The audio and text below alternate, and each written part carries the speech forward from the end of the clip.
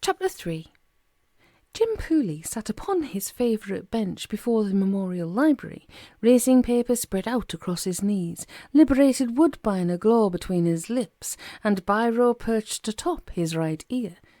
Few were the passers-by who even troubled to notice the sitter upon the bench. Fewer still observed the chalk-drawn pentagram encircling that bench, the sprig of hemlock attached to the sitter's lapel, or the bulge of the tarot pack in his waistcoat pocket. Such subtleties were lost to the casual observer, but to the trained eye they would be instantly significant.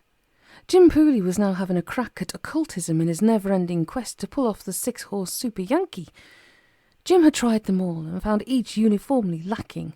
The I Ching he had studied until his eyes crossed.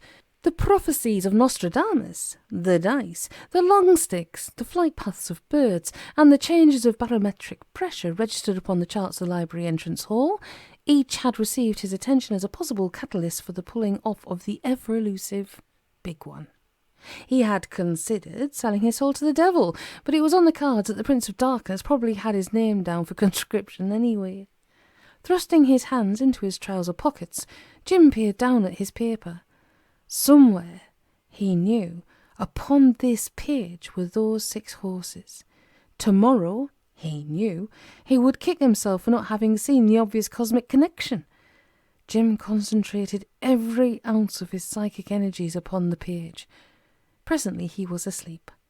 Blissful were his Morphean slumbers upon this warm spring morning, and blissful they would no doubt have remained, at least until opening time at the Swan, had not a deft blow of a size 9 boot struck him upon the sole of the left foot and blasted him into consciousness. The man who could dream winners awoke with a painful start.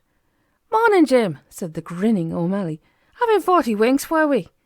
Pooley squinted up at his rude awakener with a bloodshot eye. "Yoga," said he. "Lamaic meditation. I was almost on the brink of a breakthrough and you've spoilt it." Omally rested his bicycle upon the library fence and his bum upon the bench. "Sorry," said he. "Please pardon my intrusion upon the contemplation of your navel. You look to all the world the very picture of a sleeper." "Nothing of the sort," Pooley replied in a wounded tone. "Do you think that I, like yourself, can afford to fritter away my time in dalliance and idleness? My life is spent in never-ending search for higher truths." "Those which come in 6 or more figures." "None but the very same." "And how goes the search?" "Fraught as ever with pitfalls for the unwary traveller." "As does our reach," said the Irish philosopher. The 2 men sat a while upon the library bench.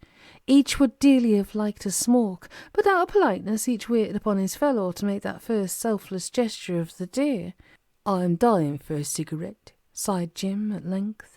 Omally patted his pockets in a professional manner, narrowly avoiding the destruction of 5 Woodbine he had secreted in his waistcoat pocket. "I'm out," he said. Jim shrugged. "Why do we always go for this performance?" he asked. Omally shook his head.